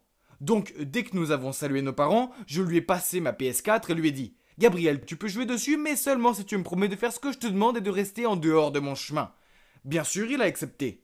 Je veux dire, quel garçon de 8 ans ne voudrait pas jouer à Fortnite ? Je le surveillais de temps en temps et lui donnais du jus et des collations. De cette façon, j'ai eu beaucoup de temps à passer avec Jules et Amandine. Les choses se passaient bien les premiers jours et rien ne vaut d'être entouré de son meilleur pote et de son coup de foudre toute la journée. Waouh, je ne pouvais pas détacher mes yeux d'Amandine. Elle paraissait encore plus belle. Et un soir, on était assis dehors à regarder les étoiles. C'était tellement romantique, surtout quand Jules a trouvé ça ennuyeux et nous a laissés pour aller au lit en premier. J'étais sur le point de tenter le coup du bâillement et de tendre mon bras pour l'enrouler autour de ses épaules, quand Gabriel est apparu et s'est glissé entre nous. Je lui ai lancé un furieux regard et en serrant les dents, je lui ai demandé ce qu'il voulait. Il a juste haussé les épaules et dit « Nathan, j'en ai assez de ce jeu maintenant, je veux une glace. » Amandine a rigolé, puis l'a emmené pour en chercher. « Quoi ? Comment ce petit crétin ose-t-il ruiner mes manœuvres ? Quel rabat-joie ! Il fallait que je trouve une nouvelle astuce pour gérer ce gamin agaçant. » Le lendemain matin, j'ai dit à Gabriel que s'il voulait télécharger un nouveau jeu de son choix, il devait aller dans le champ et trouver un épi de maïs avec exactement 200 graines dessus. On aurait dit qu'il allait pleurer, mais il allait dans le champ. Oh, comme je suis intelligent. J'ai envoyé mon petit frère se balader. Je m'attendais à ce qu'il abandonne au bout de quelques heures, mais non. Il a cherché toute la journée. Il a même réussi à entraîner Jules pour l'aider. Au final, il a quand même dû revenir les mains vides. Quoi qu'il en soit, je dois remercier mon stupide frère de m'avoir permis de passer un si bon après-midi avec Amandine. Cette nuit-là, on s'est assis tous ensemble dans le salon et on a raconté des histoires de fantômes effrayantes. J'espérais qu'Amandine flipperait tellement qu'elle se blottirait contre moi pour se protéger. Alors je leur ai parlé de la maison vide en haut de la route, qui était aussi la propriété de notre famille. Mes grands-parents y vivaient, mais elle était abandonnée depuis plus de 40 ans. Il y avait beaucoup de rumeurs sur le fait qu'elle était hantée. Un fermier a dit qu'il avait vu une femme fantôme près de la fenêtre, mais qu'elle s'était volatilisée. Et quelques d'autres ont affirmé avoir vu une silhouette effrayante sortir de la maison et les poursuivre. Amandine a gloussé puis a dit « Oh effrayant, on devrait aller voir. » Quoi ? Ce n'était pas ce que j'avais en tête. En fait, elle ne semblait pas du tout effrayée. Je ne voulais pas y aller. C'était vieux et effrayant, et rien que d'y penser me donne la chair de poule. Heureusement pour moi, Gabriel nous a fortement découragés en disant qu'il avait entendu quelqu'un pleurer dans cette maison, et nos parents ne nous ont pas permis d'y aller. Et puis, venu de nulle part, j'ai senti un vent glacial souffler sur moi en sifflant, ce qui a fait dresser les cheveux sur ma tête. Et boum ! Les lumières se sont éteintes, laissant passer la pièce entière dans l'obscurité. Tout le monde était confus. Que diable se passait-il ? Je ne voulais pas mourir maintenant, pas tant que je n'avais pas encore fait part de mes sentiments à mon béguin. J'étais perdu dans mes pensées terrifiantes quand la lumière est revenue. Et tout le monde a immédiatement éclaté de rire. Oh mon Dieu ! Je me suis retrouvé assis sur les genoux d'Amandine, la tête entre les mains. Il s'est avéré que c'était mon vilain petit frère qui avait éteint la lumière pour faire une farce. Quelle humiliation! Au moins Amandine a changé d'avis sur sa volonté de visiter la maison hantée. Mais les jours suivants, des choses bizarres ont commencé à se produire. Je suis allé chercher un truc à grignoter dans mon butin secret sous mon lit, mais qu'est-ce que c'est ? Toutes les barres sneakers avaient disparu. Ça ne pouvait pas être Gabriel puisqu'il détestait les sneakers, n'est-ce pas ? Ensuite, alors qu'on regardait un film, Amandine a commencé à trembler. Alors, étant le gars génial que je suis allé la chercher une couverture pour elle, mais toutes les couvertures avaient disparu. Quand je suis retourné et que j'en ai parlé à Jules et Amandine, Amandine a dit que c'était étrange, car l'autre jour, elle me trouvait pas son pyjama. Et le paquet de gâteaux rats de Jules avait aussi disparu. Alors, il y avait un vrai fantôme dans notre maison. Quant à mon frère, il agissait comme s'il était hanté. Il ne parlait presque plus et pendant 3 jours d'affilée à 18h précises, il disparaissait de la maison pendant des heures. C'était vraiment étrange, je veux dire. C'est le créneau horaire de son émission préférée. Il ne manquerait jamais Adventure Time sans une bonne raison. Pour moi, c'est génial que Gabriel ne soit pas là. Mais comme je suis le frère aîné, je dois quand même garder un œil sur lui car maman et papa n'auraient pas été très contents si je le perdais ou quelque chose du genre. Cette nuit-là, il a de nouveau disparu mystérieusement. J'étais très curieux et je suis parti à la recherche de Gabriel, mais je ne l'ai trouvé nulle part. Paniqué, j'ai couru dans le jardin en criant son nom. Finalement, j'ai senti une main frapper sur mon épaule. Mon cœur battait la chamade. Je me suis retourné pour voir Gabriel debout, en sueur. Je lui ai crié dessus. « Tu ne peux pas juste t'enfuir sans dire un mot, où étais-tu » Mais Gabriel a répondu calmement. « Et alors ? C'est mon affaire, pas la tienne ?» Puis il a couru directement à l'intérieur. Il se moque de moi. D'accord, s'il veut jouer au secret, alors ça ne me dérange pas non plus de jouer au détective. Je devrais découvrir de quoi il s'agit. Alors j'ai réuni Amandine et Jules et j'ai trouvé un plan génial. Le lendemain, au déjeuner, comme prévu, Gabriel est entré dans la cuisine et tout était prêt. J'ai posé sur la table un pot rempli de bonbons attirants, et comme prévu, Gabriel en a immédiatement pris une poignée et les a mis dans sa bouche. Oh, regardez son visage heureux. Il n'avait aucune idée de ce que je lui réservais. Juste après ça, nous sommes entrés dans la pièce. Comme il ne voulait pas être pris en train de manger en cachette, Gabriel s'est rapidement caché sous la table, et bien sûr nous avons fait semblant de ne pas savoir qu'il était là. Puis j'ai brandi ce pot de bonbons et j'ai dit « Les gars, devinez quoi ? J'ai commandé ces pilules en ligne, ce sont des légendaires bonbons invisibles qui font que personne ne peut me voir. » Jules a eu l'air surpris. « Incroyable, comment as-tu eu ça ?» J'ai entendu dire que c'était un tel succès qu'il a été vendu partout. Puis Amandine m'a demandé combien de temps on pouvait disparaître si on mangeait ces bonbons. J'ai répondu « Je pense que si on mange 4 ou 5 bonbons, on peut disparaître pendant 45 minutes. » Nous avons continué notre sketch, puis j'ai dit de laisser le pot de bonbons ici. Ainsi, demain, nous pourrions l'essayer et sortir faire des farces à tout le monde avec notre super pouvoir. J'ai fait un clin d'œil et tout le monde a hoché la tête. Maintenant, où est passé Gabriel encore? J'ai demandé et tout le monde a hoché la tête. J'ai encore attrapé une pomme et je l'ai fait tomber par terre. Puis j'ai immédiatement regardé sur la table pour la chercher tout en faisant semblant de ne pas voir Gabriel. Il avait l'air absolument stupéfait, essayant de ne pas faire de bruit. Maintenant que Gabriel pensait qu'il était invisible, il est sorti en rampant et a fait toutes sortes de choses amusantes devant nous. Danser, secouer ses fesses et faire la roue à travers la pièce. C'est si difficile de garder un visage neutre et d'ignorer son existence. Puis à 18h, Gabriel a quitté la maison avec un sac à dos. Mais comme il se croyait invisible, il est passé devant nous sans hésiter. Il n'a pas oublié de me tirer la langue avant de partir. Hein, quel idiot! Nous l'avons suivi et devinez quoi, il est allé dans la maison abandonnée. Nous nous sommes cachés derrière un arbre pour regarder et soudain la porte s'est ouverte en grinçant. J'étais un peu effrayé alors je me suis accroché au bras d'Amandine. Quelqu'un a couru vers lui. Une petite fille. Oh non, c'était un fantôme? Amandine a dit. Oh mon Dieu, elle porte mes vêtements. J'ai regardé de plus près et j'ai réalisé qu'elle n'était pas un fantôme mais en fait une vraie petite fille. Gabriel a donc caché cette petite fille dans notre maison abandonnée. Et c'est pour cela qu'il nous répétait encore et encore de ne pas venir ici. Comme Gabriel pensait qu'il était invisible, il a continué à courir autour d'elle en disant « Tu ne peux pas me voir, n'est-ce pas ?» Il avait l'air si drôle alors que la petite fille était totalement désorientée pour comprendre quoi que ce soit. Et c'est à ce moment-là que nous avons fait éruption en criant « On t'a eu !» Bien, bien, bien. Regardez qui est le grand gars qui cache sa petite amie ici. J'ai sorti le sac à dos de Gabriel qui était rempli de barres de sneakers et d'autres objets manquants. Gabriel était choqué et bafouillé. Ce n'est pas ce que tu penses. La petite fille a fondu en larmes et a dit « Je m'appelle Zara, je me suis perdu et Gabriel m'a aidé. » Gabriel a dit qu'il avait rencontré Zara un jour dans le champ de maïs. Elle était seule et avait faim alors il l'a emmenée ici et s'était occupé d'elle. Il n'a pas osé nous dire parce qu'il avait peur qu'on se moque de lui. Oh, je ne pensais pas que mon petit frère, habituellement stupide, était capable de faire de si bonnes choses. Alors je l'ai pris dans mes bras et j'ai dit « Je n'en veux à personne, Gabriel, tu as fait ce qu'il fallait et Zara, tu seras en sécurité ici. Emmène-la chez nous et j'appellerai quelqu'un pour l'aider. » Heureusement, la police a déclaré qu'elle recherchait également un enfant disparu. Et le lendemain, Zara a retrouvé ses parents. Il s'est avéré qu'elle se trouvait dans une gare bondée lorsqu'elle s'est perdue. Confuse, elle a suivi un homme portant le même chemise que son père, et c'est ainsi qu'elle s'est perdue dans nos champs. Oui, mon frère est un peu agaçant parfois, mais c'est un bon garçon avec un bon cœur. Depuis, on s'est rapprochés et j'ai utilisé mes économies pour récompenser mon frère avec une console à lui tout seul. Quant à moi et Amandine, disons que notre relation est toujours dans la zone d'amis pour l'instant. Mais Jules a peut-être remarqué quelque chose et il ne semble pas s'y opposer. Alors laissez-moi un peu de temps et souhaitez-moi bonne chance. Oups, toujours pas ça. Waouh, pourquoi ont-ils une pièce entière juste pour les chaussures? C'est dingue, ai-je marmonné en fermant la porte. Je jure que c'était la 20e porte que j'ouvrais. Cet endroit était fou.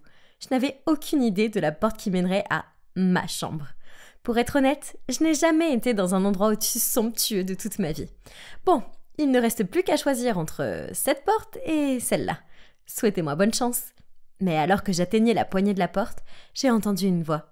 « Hey, quelle farce tu me fais encore? Je t'ai surpris en flagrant délit cette fois, Louise. » Surprise, je me suis retournée. Et oh, waouh!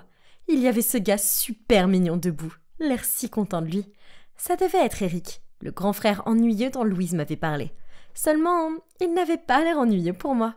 Mais bon, je devais rester dans le personnage, alors j'ai répondu. Ouais, je suppose que j'étais trop occupée à penser à des trucs que je n'ai pas regardé où j'allais. Va-t-y doucement, mon frère. » Puis, je me suis immédiatement enfuie dans l'autre pièce pendant que Eric me regardait avec confusion. Ouf, je l'ai échappé belle. Et waouh, Louise était une princesse ou quelque chose du genre. Elle vivait dans un véritable palais. Regardez sa chambre. Ah, vous devez vous demander... Oui, je ne suis pas Louise, je suis Camille. Alors, comment se fait-il que Eric n'ait pas réalisé que je n'étais pas sa sœur? Maintenant, laissez-moi vous raconter, c'est une histoire étrange. J'étais juste une adolescente ordinaire, vivant une vie paisible dans la campagne du Missouri. Ma famille n'a pas beaucoup d'argent, alors je travaillais à temps partiel dans un restaurant voisin pour pouvoir économiser pour l'université. Oui, ce n'était pas parfait, mais je savais que j'avais de la chance d'avoir une famille aimante. Et ils sont tout pour moi. Bref, il n'était pas rare que les écoles de Saint-Louis organisent des voyages ici, pour montrer aux enfants ce qu'était la vie à la campagne. Et des jours comme ça, le restaurant pouvait être assez agité. Et aujourd'hui n'a pas fait exception. À la fin de mon service, j'étais fatiguée et en sueur. Alors j'ai pris la route panoramique pour rentrer chez moi pour me détendre. C'est alors que j'ai entendu cette fille crier à l'aide. Elle avait dû glisser et tomber dans ce fossé. J'ai rapidement trouvé une grosse branche pour l'aider à la sortir de là. Elle a nettoyé la poussière en disant « Merci ». Mais quand elle a levé les yeux vers moi, oh mon Dieu, nous avons toutes les deux sursauté, tellement effrayées que nous avons failli trébucher dans le fossé. Elle me ressemblait tellement. Je me suis pincée pour vérifier que j'étais pas en train d'halluciner ou autre chose. Je veux dire, j'étais super épuisée par le travail. Nous nous sommes regardés sans rien dire pendant un moment. Puis, elle a soudainement tendu la main et m'a giflé. Ouch! J'ai levé les sourcils pour la regarder et elle a juste souri en retour. Oups, désolée, je vérifie juste que ce n'est pas un rêve. C'est alors que je l'ai vu, son bracelet. Le pendentif dessus avait une forme étrange. Une forme étrange comme la mienne. J'ai tendu mon poignet pour glisser le pendentif de mon bracelet dans le sien, et ça a formé un papillon. Et en plus, gravé au dos de celui-ci, il y avait notre date de naissance, le 3 novembre. Oh mon Dieu! Je me demande bien pourquoi. J'ai toujours demandé à mes parents pourquoi ils m'avaient acheté un bracelet aussi moche. Il s'avère que ce sont les deux moitiés d'un tout, a-t-elle crié. Alors, tu penses qu'on est des jumelles? J'étais encore sous le choc, mais j'ai réussi à marmonner. Ça doit être ça. Elle a tapé dans ses mains avec enthousiasme, puis m'a pris dans ses bras. Elle m'a dit qu'elle s'appelait Louise et que sa sortie scolaire était si ennuyeuse qu'elle a erré, puis s'est retrouvée perdue et coincée. Puis je lui ai parlé de ma famille aimante, et elle m'a parlé de sa vie en ville. Je pensais que sa vie avait l'air géniale, mais elle ne le pensait pas. Non, c'est vraiment trop chiant là-bas. Je veux juste une vie heureuse et sans drame, comme la tienne. C'est logique maintenant. Je comprends pourquoi mes parents aiment mon frère plus que moi. Je suis manifestement adoptée. Mais bon, au moins, tu as tes amis et tu vas dans une bonne école. L'école? C'est ce qu'il y a de pire. Je déteste ça. Puis elle a fait une pause et s'est tournée vers moi. Camille, j'ai une idée géniale. Et si on échangeait nos places? C'était fou. Il y a 1 heure, je pensais être une enfant unique et maintenant je regardais ma jumelle. Louise semblait catégorique. Échanger nos places, c'était la meilleure idée qui soit, car je pouvais goûter à la vie en ville tout en l'aidant à réussir ses examens. C'était tentant. Ce n'est pas tous les jours que votre jumelle disparue apparaît et vous offre l'aventure de votre vie, n'est-ce pas? Nous n'avions plus beaucoup de temps pour en discuter. Alors, nous avons rapidement échangé nos vêtements, nos téléphones et les instructions concernant tout le reste seraient discutées plus tard au téléphone. Ensuite, je lui ai montré le chemin de ma maison et je me suis dirigée vers la foule d'étudiants bruyants qui faisaient la queue pour le bus en retour de la ville. Soudain, une fille m'a tapé sur l'épaule et d'un ton agacé m'a dit « Hé, t'étais où ?» Cheveux blonds, un bandeau rose et portant un collier avec un pendentif en forme de cœur. Oui, ça devait être Katie, la meilleure amie de Louise. Je l'ai suivie dans le bus, puis j'ai bâilli et je lui ai dit que j'étais épuisée. J'ai fait semblant de dormir pendant tout le trajet du retour pour qu'elle n'entame pas d'autres conversations avec moi.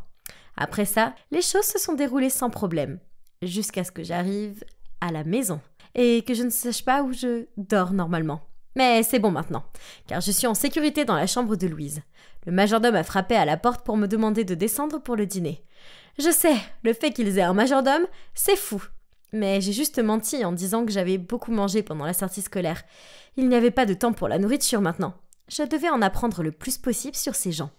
J'ai fouillé dans sa chambre et regardé ses annuaires, ses photos de famille, n'importe quoi. Je pensais être prête à aller à l'école en tant que Louise demain. Mais bon, comme si c'était si simple. Le lendemain matin, je suis descendue nerveusement pour aller à l'école. Et bien sûr, j'ai dû faire face à toute la famille maintenant. En me voyant, les petites conversations ont fusé vers moi. « Comment s'est passé le voyage d'hier, chérie ?» J'ai réussi à marmonner. C'était bien. Puis soudainement, une main a frotté mes cheveux. « Hey, je prends ton sandwich au beurre de cacahuète et à la confiture, ok? Tu vas pas le manger de toute façon. » Je me suis retournée pour le regarder et je l'ai vu me sourire avant de sortir. Oh mon Dieu, j'ai cru que j'allais fondre. Il était tellement mignon.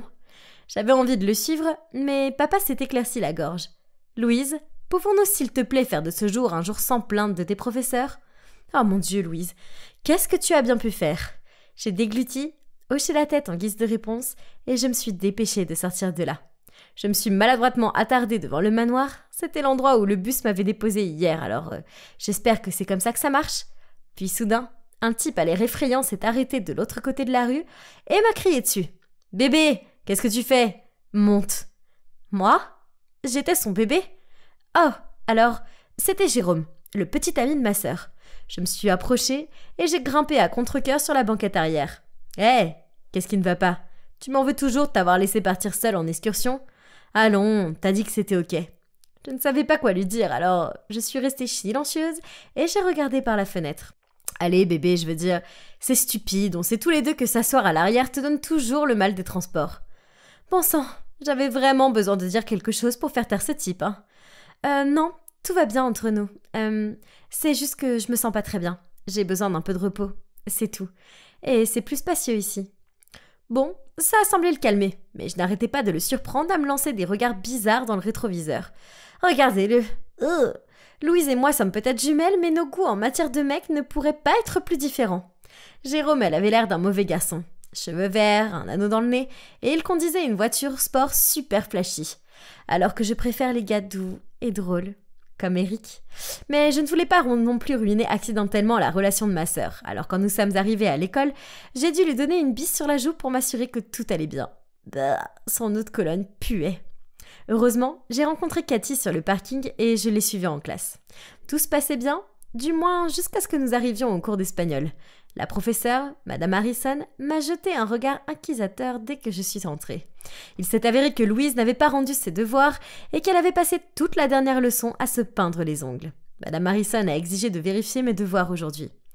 Et bien sûr, je ne savais pas ce que j'avais des devoirs.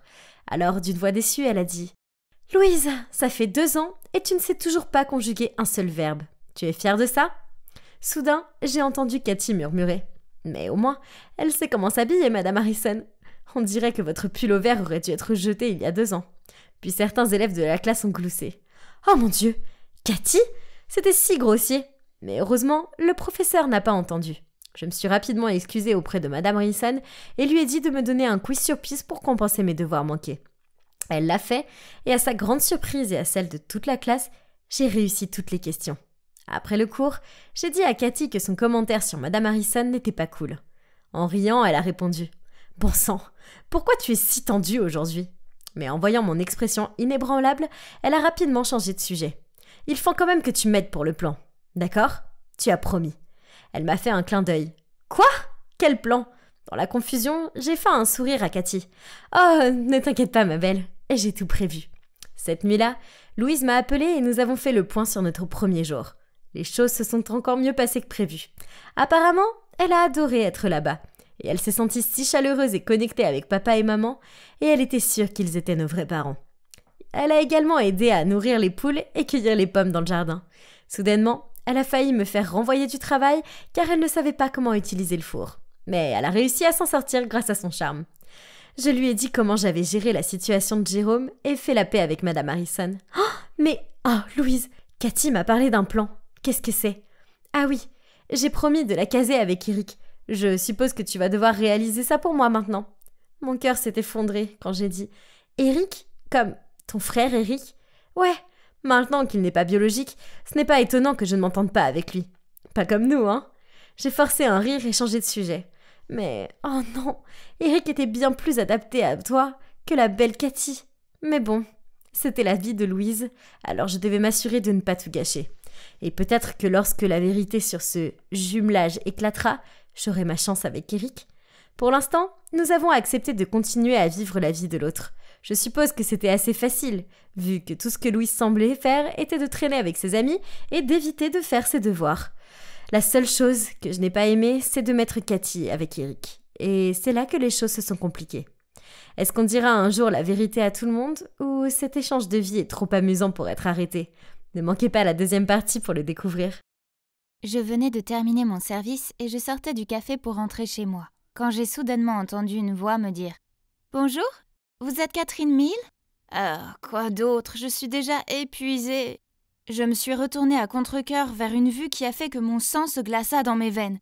Debout devant moi, il y avait une fille avec un visage exactement comme le mien. « Qui es-tu » j'ai bégayé. J'avais l'impression d'avoir des hallucinations. Elle m'a souri et m'a dit « Je suis Lucie, ce portefeuille est à vous ?»« Oh waouh, vous l'avez trouvé ?» Je l'ai laissé tomber au match de baseball des Seattle Marines. Je ne pensais pas le revoir un jour. C'est vrai, on s'est rencontrés là-bas. Puis Lucie a sorti une casquette et l'a mise. Attendez, cette casquette me semblait si familière. Tout comme ce sourire.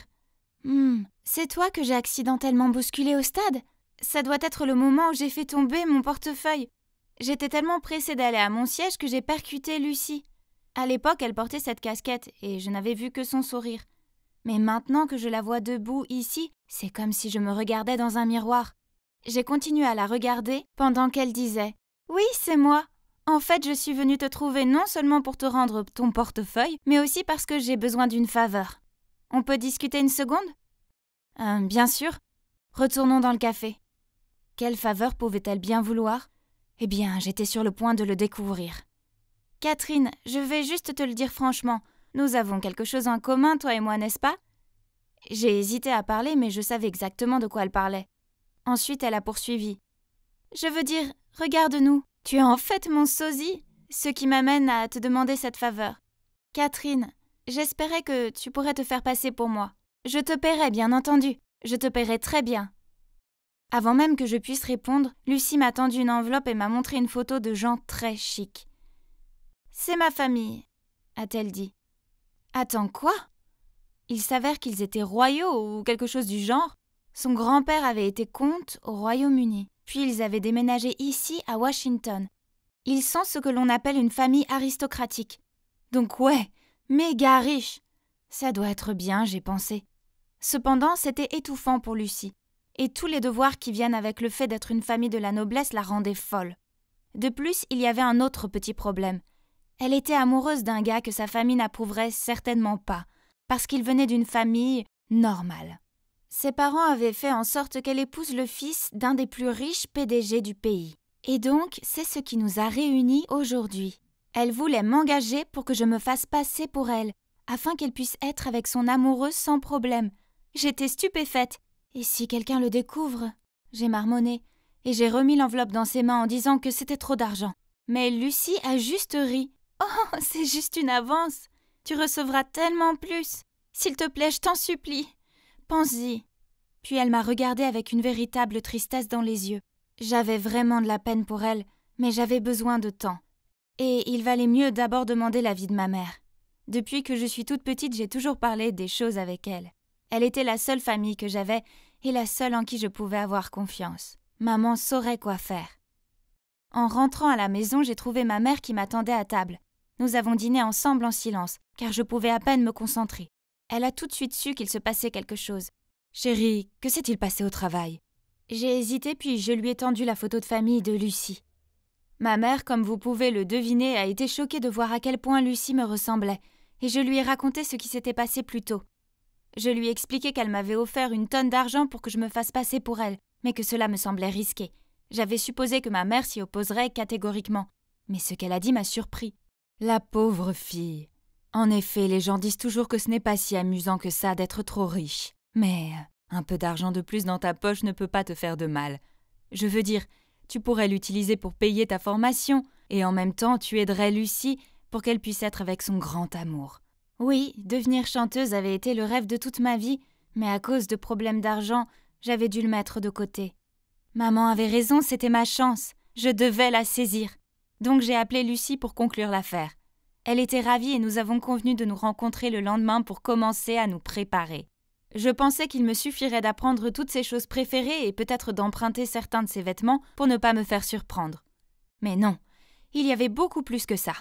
Pour commencer, j'ai dû prendre des cours d'étiquette. Vous imaginez ? Le premier jour, j'ai eu des leçons sur la façon de marcher correctement. Ils ont littéralement mis des livres sur ma tête pour améliorer ma posture. Et puis il y a eu les leçons d'élocution, pour m'apprendre à parler plus clairement. Sérieusement, c'était princesse malgré elle ou quoi ? Mais la meilleure partie, c'était sa garde-robe. Waouh ! Ses tenues étaient à tomber par terre, ce qui m'a donné l'envie de me plonger dans la vie royale maintenant. Tout allait bien, jusqu'à ce qu'on s'assoie pour passer en revue tout ce qu'elle aime et n'aime pas. Ses aversions étaient longues d'1 kilomètre. Oh mon Dieu, Lucie était une fille difficile. Je veux dire, qui n'aime pas la pizza ? Je vivais pratiquement de ce truc. En plus, elle était végétalienne, sans gluten et avait une allergie aux noix. Mais qu'est-ce qu'elle mangeait ? Mais malgré ça, on a passé la semaine. Tous les matins, j'avais mes cours d'étiquette, qui étaient maintenant faciles. Je pouvais tout à fait m'en sortir comme une fille de la haute société. Et l'après-midi, je traînais avec Lucie et apprenais tout ce que je pouvais sur elle. À la fin de la semaine, tout était prêt pour l'échange. Donc Lucie et moi sommes sortis pour fêter ça. Catherine, regarde nos visages, a-t-elle dit en plissant les yeux. J'ai regardé de plus près l'écran du téléphone, et j'ai dû admettre que, bien que nous soyons pratiquement identiques, il y avait quand même quelques différences entre nous. Bien sûr, ses pommettes étaient plus saillantes et son nez était légèrement retroussé. Mais avec un peu de maquillage, je pouvais arranger ça, n'est-ce pas? Lucie n'était pas convaincue. « Écoute, je pense que tu vas devoir faire de la chirurgie plastique. » Attendez, j'étais pas prête pour ça.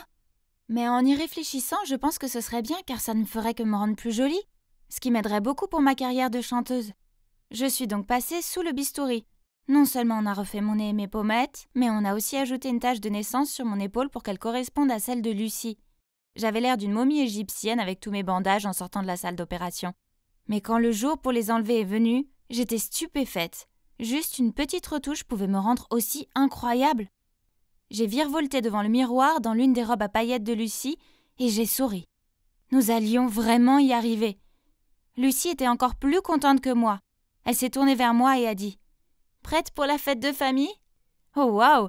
Donc ma première mission était déjà arrivée. J'ai regardé Lucie nerveusement et elle a gloussé et dit « Oh, ne sois pas nerveuse, c'est juste le premier anniversaire du bébé de ma cousine. Rien de bien grave, mais toute la famille de Maxime sera là. C'est la famille dans laquelle je suis censée me marier. » Ok, maintenant j'étais encore plus inquiète. Lucie m'a dit de simplement faire ce que j'avais appris dans les cours. Quant à Maxime, elle m'a dit de l'ignorer car c'est ce qu'elle faisait habituellement. Il était habitué à être traité par-dessus l'épaule. Eh bien, au moment où je suis arrivée à la fête, j'étais déjà tellement accablée. Je n'en croyais pas mes yeux. La maison de son cousin était en fait un palais avec des majordomes et un grand escalier à l'entrée comme dans les films. J'ai presque dû me pincer pour croire que j'étais là. En entrant, l'un des majordomes m'a demandé de le suivre jusqu'à la salle de banquet. Une salle de banquet? C'est fou! Il y avait des lustres en cristal suspendus à chaque partie du plafond, et la pièce semblait être littéralement faite d'or. J'ai remarqué que le père de Lucie se tenait au milieu de la pièce avec un jeune couple et un bébé. C'était le cousin de Lucie, et le bébé était manifestement la raison pour laquelle cette fête incroyable avait été organisée. J'ai pris une profonde inspiration, me suis ressaisie et me suis dirigée vers eux comme mon professeur d'étiquette me l'avait appris. Je les ai salués avec désinvolture, et il semblait que personne ne sentait rien de bizarre, pas même le père de Lucie. Cependant, j'avais toujours peur que quelqu'un s'en rende compte. Alors j'ai pris un verre de vin et je suis allée me mettre dans un coin juste pour être en sécurité.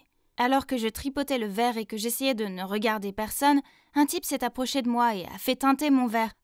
Oh là là, le gars le plus cool et le plus beau de tous les temps était là, debout, à me sourire. Je lui ai souri poliment en essayant de ne pas rougir, puis j'ai réalisé. N'était-il pas Maxime et Lucie, l'heureux couple? Soudain, j'ai entendu le père de Lucie, à quelques mètres de là, parler dans notre direction. « Vous êtes tous les deux exquis ensemble. Sois gentil avec lui maintenant, Lucie, n'est-ce pas ?»« Ouais, c'est Maxime, le fiancé que Lucie n'aime pas du tout. »« D'accord, je dois être froide avec lui, sinon je vais tout gâcher pour Lucie. »« Mais bon sang, il est tellement beau !» Je me suis rapidement dirigée vers la table des desserts et j'ai commencé à me gaver de biscuits aux amandes. N'importe quoi pour me distraire de Maxime. Alors que j'en prenais un troisième, j'ai entendu Maxime crier. Et l'instant d'après, il courait vers moi en criant « Lucie, pose-le, il y a des noix dedans !» J'ai laissé tomber le cookie sous le choc. C'est vrai, j'étais censée être allergique à ces délicieux encas. J'avais complètement oublié ça. Mon Dieu, je me suis retournée pour voir que tous les yeux étaient sur moi. C'était un désastre.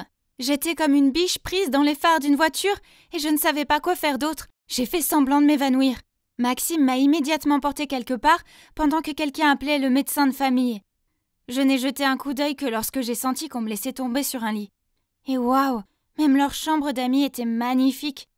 Quoi qu'il en soit, le médecin a fait un examen rapide et a dit que j'allais bien. Bah évidemment. Puis Maxime s'est précipité vers moi en me tenant la main et en me disant « Merci mon Dieu, tu vas bien bébé !» Vraiment, comment se fait-il que Lucie ne l'ait pas aimé? Il était si gentil. Il me regardait si affectueusement. Attendez, il regardait Lucie en fait. Oh, ça devient bizarre. Je suppose que j'ai commencé cette mission du mauvais pied. Mais ce premier incident m'a aidée à devenir plus prudente. Et je me suis améliorée dans mon rôle de Lucie. J'étais comme un agent secret qui pouvait être appelé par le devoir à tout moment. Parfois on me trouvait en tant que princesse, d'autres fois j'étais serveuse. Ma vie était de plus en plus chargée, mais beaucoup plus amusante. Et puis un jour, Lucie est apparue soudainement à ma porte, avec un air amoureux. Comme c'était étrange. D'habitude, elle ne me contactait que par téléphone. Et elle m'a dit « Catherine, j'ai une grande mission pour toi. » En s'asseyant, elle a posé une enveloppe gonflée sur la table et a dit « Catherine chérie, j'ai besoin d'une grande faveur cette fois-ci. Alors voici le truc. Arthur et moi allons en Asie pendant 1 mois et je me demandais si tu pouvais emménager chez moi et me remplacer. » J'étais choquée. 1 mois ? C'est un peu long. Je veux dire, je vais sûrement me faire prendre. Oh, je suis pas sûre, Lucie. J'ai essayé d'éviter son contact visuel, mais elle continuait à me supplier et avait l'air d'être sur le point de pleurer. Oh mon Dieu, qu'est-ce que je dois faire ? Les gars, s'il vous plaît, donnez-moi des conseils. Et restez à l'écoute, je reviendrai bientôt avec la partie 2 pour vous dire comment les choses se passent. Pourquoi j'ai un mauvais pressentiment à propos de tout ça ?